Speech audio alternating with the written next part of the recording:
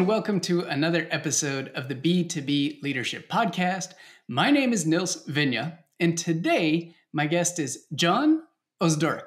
Can, welcome to the show.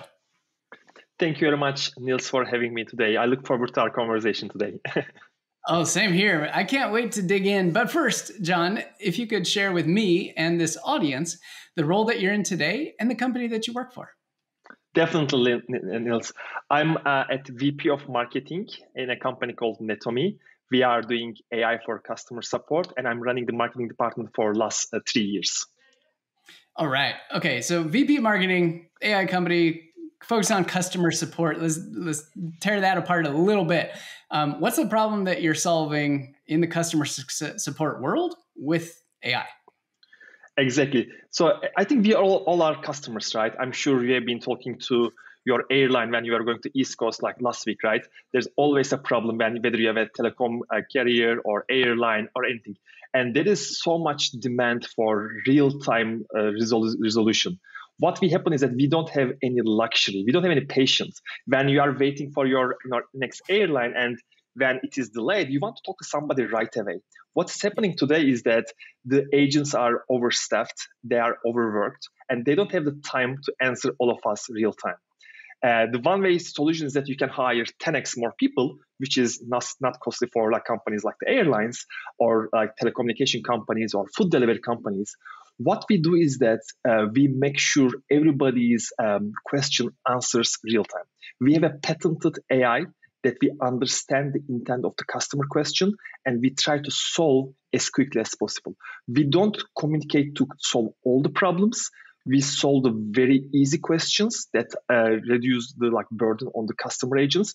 And for the tougher questions, we create the answer and we ask human agents to click send or edit as they like it. And we continuously learn how the human agents solve the question. Eventually, we improve the automation. We start around 20% automation and go all the way to 80% automation in the next couple of years.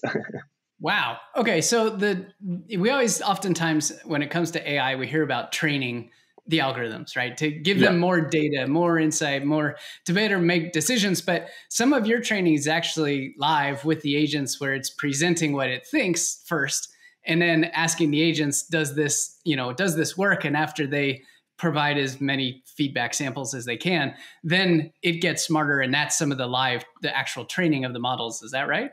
That's 100% correct. We have two types of training. One is, as you mentioned, reinforcement training based on what we learn from the human agents. But we also start with the kickstart by studying the company's historical data. For example, before we start, we'll ask our company's last 6 months or last 1 year of data. That's how we start initial 20%. But eventually, we continue to try to listen in to understand how the humans solve so that we can improve our automation percentage every single day. That's cool. And to the point you made about everybody wants a response now, especially in travel, right? And when something doesn't go right and whatnot. And there's nothing quite as infuriating as knowing that there's a bot on the other side, but also knowing that it has a very strict, rigid structure that only if you type in certain keywords, it will only give you certain results. And so I imagine you're providing a little bit of a different experience because there's some context to the problems that you're solving, and then you're routing to an actual physical person to get the more in-depth or more challenging questions resolved. Is that right? Yeah, that's what the frustration happens, right? Sometimes the first generation of chatbots, they try to solve everything. And then when you see that you are talking chatbot, that's process. So we are honest with the customers and our customers. When we are not certain, we don't try to solve it. We just propose the template and ask the human to work on that, or they most of the time accept, but sometimes they edit. So we continue to learn. So we reduce the frustration, which is the biggest part in customer support, because as we are customers, we always want to make sure there's a reason we reach out to customer support. There's a frustrated employees. We want to make sure that frustration is lower as much as possible. That's right. Nobody ever reaches out to support when they don't have a problem. Yes, right? Yes. You can pretty much be guaranteed that there is a frustration on the other end of that, whether it's a ticket, a chat, email, whatever it is. There's some frustration, and it doesn't always come through in the most cohesive and nice manner. But if it's dealt with in a empathetic way, or at least an understanding kind of way, or there's some level of emotional intelligence that can be communicated, an appreciation of the situation the individual is in, then that can completely de-escalate that frustration and tension with the individuals. Yes, you got it correctly. And the good thing about AI is that AI doesn't have any emotions, right? Yeah, for most of right. the time, we can get personal, like, because think about that you talk to a very angry customer, and then another customer is angry for another reason. And think about that you are doing that entire 8 hours, like 9 a.m. to 5 p.m. And also, some of the agents are restricted to do like basic things like copy paste, because companies restrict them to be unique to each customer. So even though people ask the same question, for example, where is my order? Where is my order? Yeah. Where is my order? You cannot copy paste. You have to start an initiation. So at one point, these agents, human agents, we call, get very frustrated, and they actually have big turnover. Actually, agent turnover is a big problem in customer support. But when AI comes, AI has no emotions. I'm saying that in a neutral way. AI has no emotions, which is a good thing, because we continuously deliver. It doesn't matter how frustrated the customer is, because at the end, we solve the question. That's awesome. And then the questions that the agents do get involved with are actually meaningful and not something simple and mundane and routine, right? It actually takes a little bit of brain power to figure out, how can I fix this and give the customer a great experience? And that gives them a job satisfaction, right? Because if they think about all the mundane tasks, it is a boring thing. But if they only work very, very difficult questions that requires human to talk to like a couple of other people and look at other files and everything, that's really like satisfying job. So we keep the like low hanging fruits, and then we give the like high end fruits to all like human agents to solve. Cool. That sounds wonderful. All right, awesome. So let's shift gears a little bit and let's talk about leadership. You are VP of marketing today, but I know that wasn't always the case. That wasn't always your role. So would you share with me and our audience, how did you get into your very first leadership position?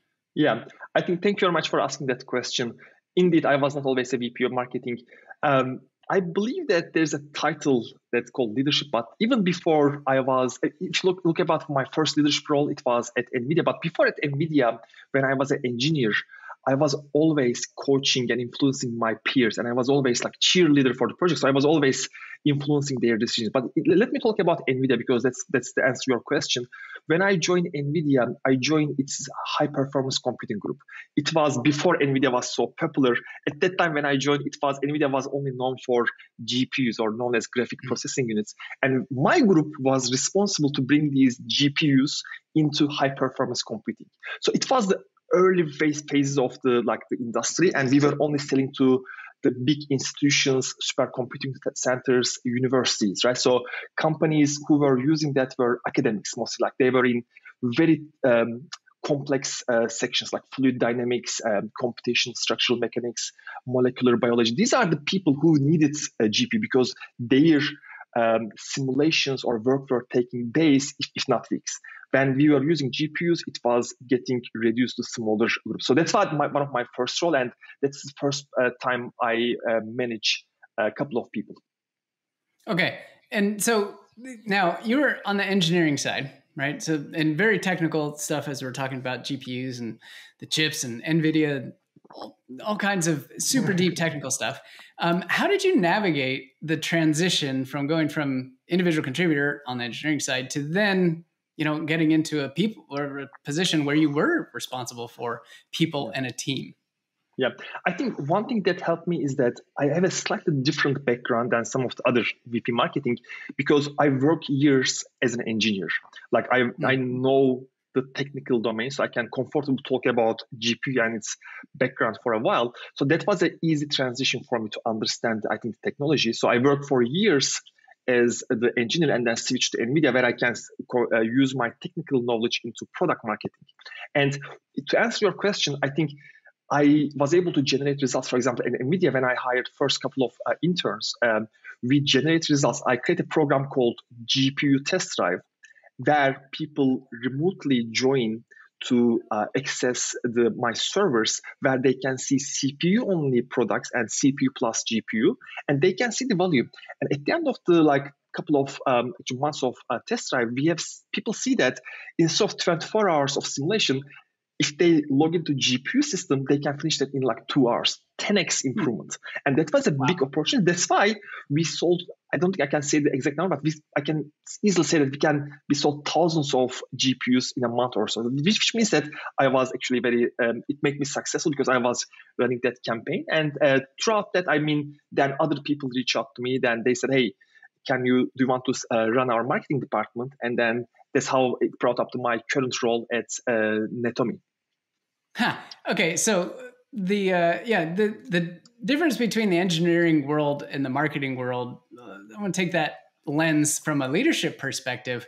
How do you think, you shared some very detailed stuff of that you approached the world differently because you have a background in engineering, but how does that apply to the work that you do running the marketing team at Netomi?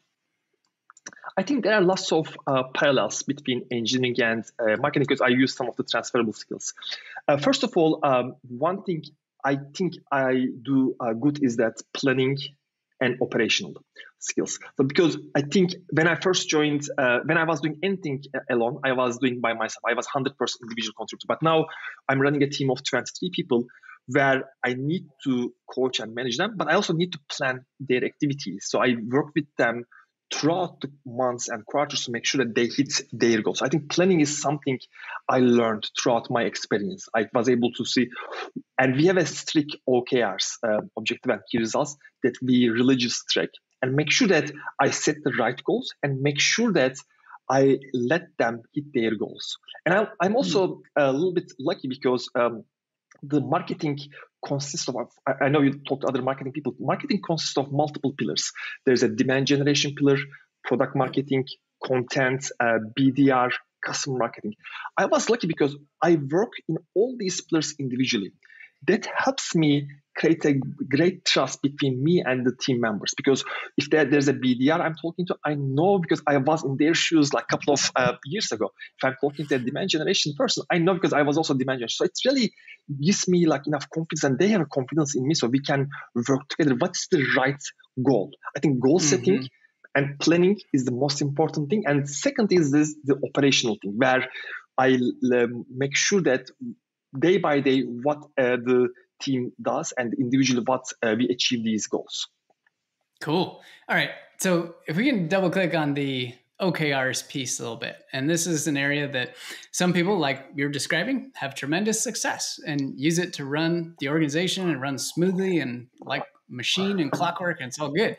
Other organizations have attempted, and to varying degrees of success, the OKR system. So we'd love to hear, some of the tricks and things that you found to be most helpful to ensure that your OKRs are actually legit and real, and 2, meaningful to the team, and 3, you can present them to the company or stand behind them from an operational perspective. So how have you made OKRs a success inside your organization?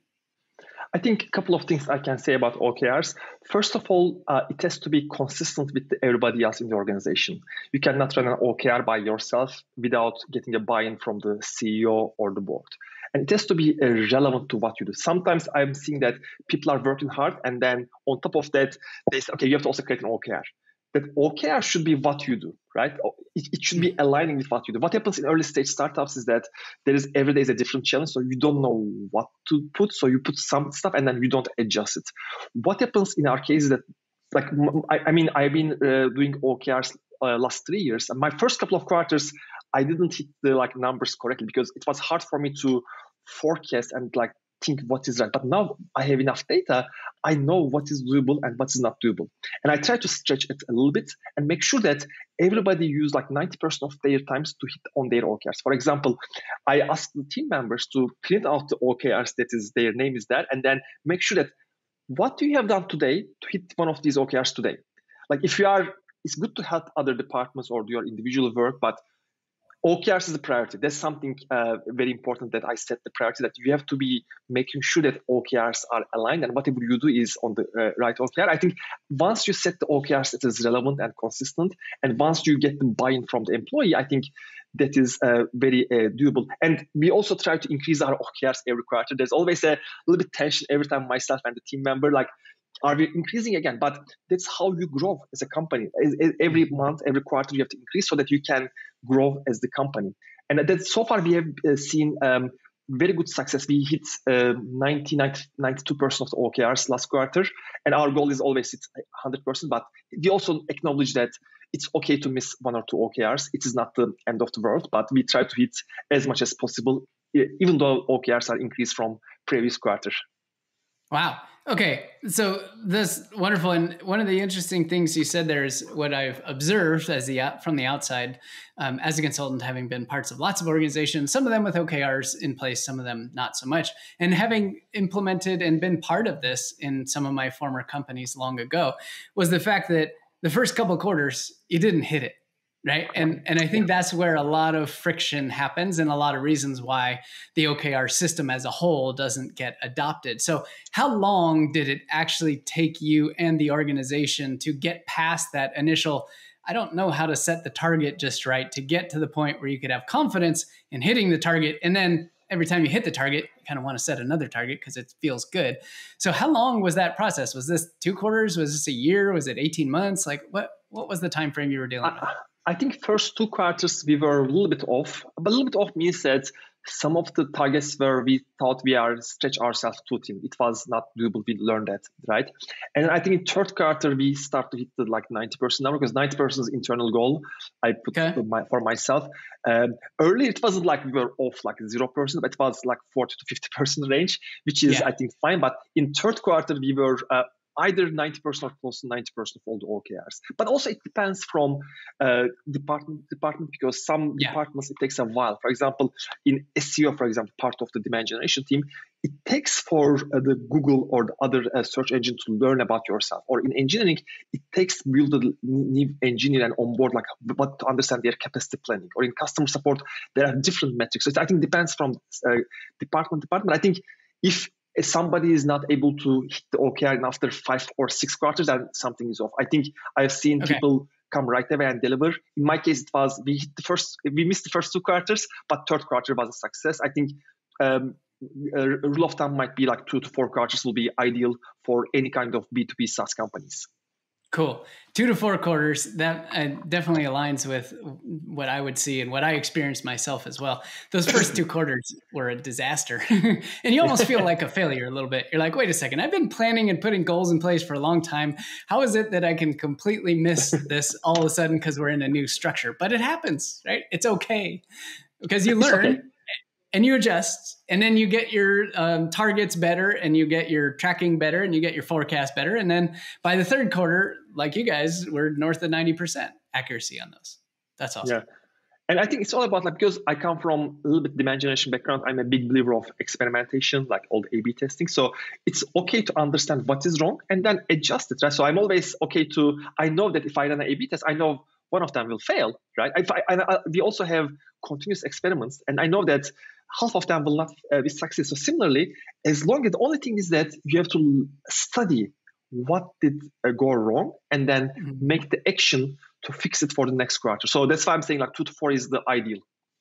Yeah, that's a great point. And the mindset of experimentation, I think, is so important that you had out. And I love that your background, one on the engineering side, and then background on marketing, I think gives us just such a good, solid understanding of, as you think of an A/B test, for anybody not familiar, that's just testing the same thing with 2 slightly different versions of it in order to figure out which one is going to be successful. The marketing world uses this all the time, but from a leadership perspective, there's no reason why you can't A/B test, something within your team or something that is within your weekly team meeting or something that is within your monthly cadence of how you report out to the organization, right? There's all kinds of room for testing. And this is a great example on the OKR front that you've just shared with us. Yeah. And also, I can also add that 100% agree with you. There are different OKRs for different companies. And also, there is not one magic OKR that works for everybody. Or even in marketing, for example, right? This is my 5th startup after NVIDIA. And every company, I have one different flagship campaign. In one company, it was a SEO. The other one, it was trade show. In the other one, it's a webinar. So it's also, that's why we have to always experiment. And then I think identifying what works for you and then deliver on these things. And also this can be applied to other roles, right? Like in sales, you can easily try different sales method, and then whichever you close more, you can focus on that method, right? So you can always experiment. You don't need to be a marketer or engineer. Anybody can experiment and A/B test throughout their leadership journey, in my opinion. Yeah, no, that's excellent. And the experiment A/B test, just have a hypothesis, right? Have an idea, and then come up with some kind of test that might either prove it or disprove it. And any area of your leadership can do that. I'm curious about on the OKR front. Tracking and executing to north of 90% of targets hit must require consistent focus and awareness for not only you, but the entire team and this whole organization, and probably the company too, of where you are in relation to your OKRs throughout the quarter. So how do you keep the presence? How do you keep this top of mind? Is every individual have their own OKR that rolls up? Are these team level OKRs that everybody just knows where you are in a quarter? Like, how do you make sure this becomes part of the fabric of the team and not just something that, well, we set it at the beginning of the quarter and then we, report out at the end of the quarter? Yeah. So that's a good question. When I first started, because I was the first employee at Netomi and I hired the first couple of people, it was everybody has an OKR. But now when we have 23 people, we changed the structure that only team leaders have an OKR, because it will be difficult for me to track all of them, and team leaders make sure that their team is hitting that OKR. So these team leaders are responsible for that OKR. And what we do is that we do two things. We don't meet once a quarter. We meet at least 3 or 4 times a quarter to make sure that, mostly at the end of the month, to see what is missing, what else we can do from next 2 months, for example, for each OKR. And then this is like all the team leaders join, all the marketing team leaders join, and then we transparently share, okay, of the 30 OKRs, 20 is in good shape, but 10 is missing. So can we adjust some resources? Can we do some additional work? Do we need to get another tool? Do we need to use other resource? I can jump in, or most of the time I also help these areas, because again, I'm lucky because I was able to work in all these different pillars of marketing. I can always use my help I switch from my major to focus from product marketing to demand generation. Demand generation is missing, right? So that's one thing. And secondly, these monthly meetings really help us transparently. We show what is happening. Secondly, in my one-on-one with my team members, I always start them to talk about OKRs. Hey, what did you do this week about OKR? How are you feeling? Because there are some things we talk as a group, but some of them I want to make sure that we are hitting on the one-on-one level, because OKR is one of our, I don't want to say Bible, but it's one of the things that we really want to hit. That's something that we want to achieve. And I also connected everybody's bonuses and performance based on that one. So now they know that if they don't hit an OKR, they are not getting their bonuses. That's as clear as that. We all want to get our money, right? If you don't get your OKRs, then there's a reason you might not get some or all of your bonus. Yeah, right. No, I love that. And there's no escaping it.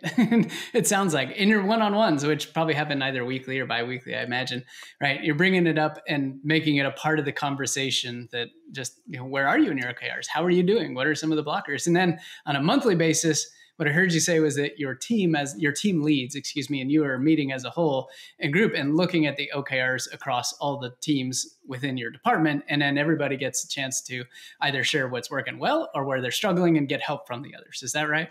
Exactly, 100%. That is the methodology we found. It works for us. And as we grew, it worked for us as a 20, but as we grew to 100 employees, we might need to change again. But currently, it works perfect for us. And our goal is to hit another 95 plus OKR this Q2. That's wonderful. Okay.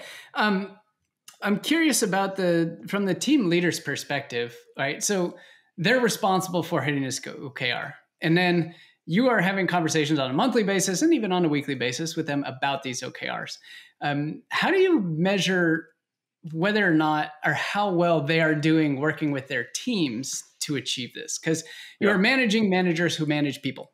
And sometimes when there's a layer in between you and the people who are on the ground doing the actual work, it can be a little bit of a challenge to know exactly what's going on. And certainly the OKRs is an indicator, right? But sometimes there might be other things going on that you don't know because you're just not close enough in a team of 23 or 25 people, and as you continue to grow. So how do you as a leader stay close to the people who are several layers below you, even outside, or I guess in conjunction with the OKR or outside of it?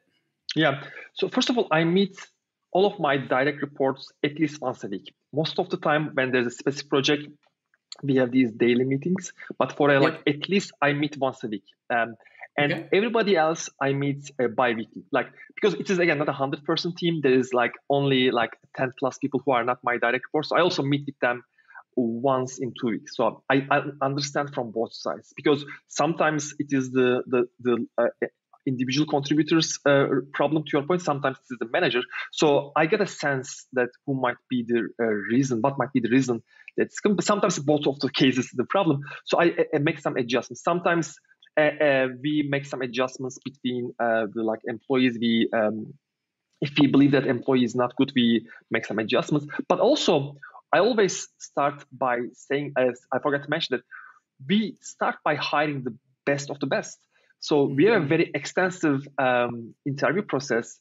My goal is to hire only one person of that specific function. If I'm hiring a product marketing manager, I want to make sure that she or he is the one person of her or his like pool.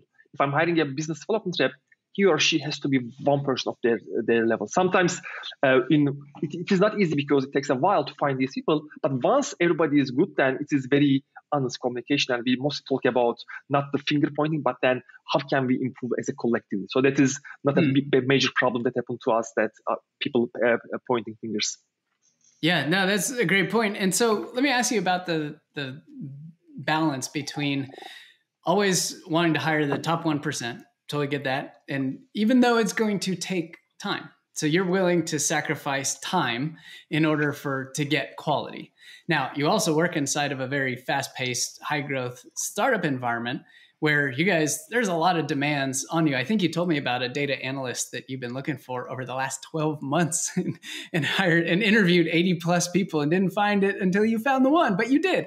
Now, I know over the last 12 months, there's probably an infinite number of problems that you would have loved to have solved if you had somebody in the seat who maybe could have done most of it. So, how do you rationalize the time that you spend sacrificing for to find that absolute right fit with the pace that you have to run inside of a company that has demands going every single day? Yeah, I think yes, that's a very valid point. I always believe that like top employee, like A or A plus employee, is like much better than an average employee. I think Mark Zuckerberg earlier said that one developer, great developer, is like 10x better than like average developer.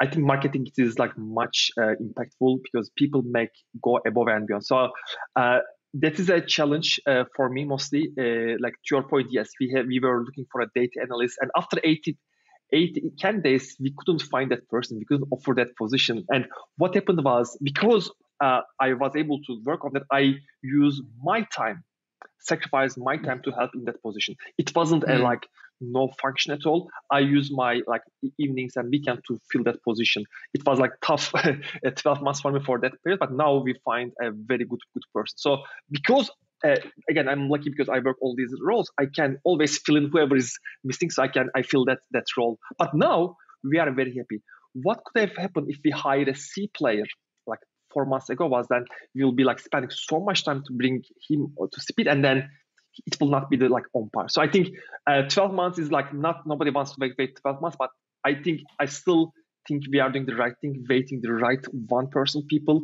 We call that A or A plus players, and then that person is going to have us no problem. And then this person actually Mm. started in April, and he already goes above and beyond. Like everything I was trying to do last 3 4 months, he did like much better than I have done because he is the domain expert. I always also believe that I need to hire people who are smarter than me in those that they expertise, and this person happened to be that one. I'm so grateful. It was a tough 12 months for that one, but I'm happy that we ended up hiring one of the best data analysts in probably in US or Canada. I mean, that's wonderful. And what the key thing I heard you say there was, I made the choice, right? My choice is to sacrifice my time and substitute in and play a pinch hit role in some of these areas so that I can buy time to find the right person rather than find the right person and sacrifice everybody's time as a result of them not being as optimal or as up to the task as the rest of the team. Is that fair? Yes, that's very fair. Cool. And then it is a like decision that I have taken. I know some people might have said, "Let's get a C player and let the ball rolling." But in my experience, I don't want to be perfectionist, but I want to make sure deliver as much as possible. I want to make sure that the quality stays in that top level, because I don't want to also like reduce the quality of the team members, because now everybody went into the like very extensive, like almost McKinsey type consulting case studies to solve these things. I don't want to pick a like a C-level person to reduce the quality, because then people will say like, John, why did you hire this guy? So I want to make sure that we keep that quality. And then if I have to work a little bit more extra hours, let it be. Got it. Cool. Making the trade-off. I love it. All right, John. Last question here. Let's say that you could go back in time and sit down and have a conversation with your younger self, but you know everything you know today about the transition that you've made from engineering to marketing to leadership, and now VP of marketing and all the wonderful hiring practices, OKRs, everything you've had experience with, you know, today. And you could sit down with your younger self, perhaps maybe in some of those early NVIDIA days, and have a conversation and share some advice. What advice would you share with your younger self? Yeah, that's actually a very good question. I will probably say, keep up the good work. NVIDIA is a great company. Maybe I would have said like maybe stay a little bit more at NVIDIA, because after I left NVIDIA, stock prices increased tremendously. I'm glad that I kept all my stocks, but that was my first advice to John at NVIDIA. Dude, stay like 2 or 3 more years, get more stocks, and then you can leave. That was my first advice. But I think your question is that in terms of leadership, I think my biggest advice will be that think about some long-term planning and vision, because at that time I was thinking about, it was my first leadership position. I was trying to make sure my projects are done and then I execute. Let's say we have a certain amount of GPUs we have to sell. I was thinking about that one. I wasn't thinking about what can be the next generation of, let's say, GPU test drive, that program I was running, or what kind of forecasting I should have done, or what will be my vision. So I was thinking about the like shorter term plans. So that will be my advice. Stay with NVIDIA. That's going to be great stock returns, and then do some long-term plannings and create some vision for the like next generation of the projects. Love it. Love it. Well, the 80-20 or the 20-20 vision on hindsight with regards to stock is always a valuable one. So I totally appreciate that. I've probably would have given myself that advice in a few places, but awesome. All right, John. Well, it's been an absolute pleasure talking leadership with you today. OKRs, getting to learn how you've made them successful and how your organization has taken them to the next level, getting higher, mid 90% accuracy on executing those every quarter is absolutely wonderful. So thank you so much for sharing your stories, your expertise, and your wisdom with us. And I look forward to hearing about all the incredible things you and the team at Netomi are going to do. Thank you very much, Nils. And thanks again for inviting me and having me here today. Thank you. My pleasure. Take care.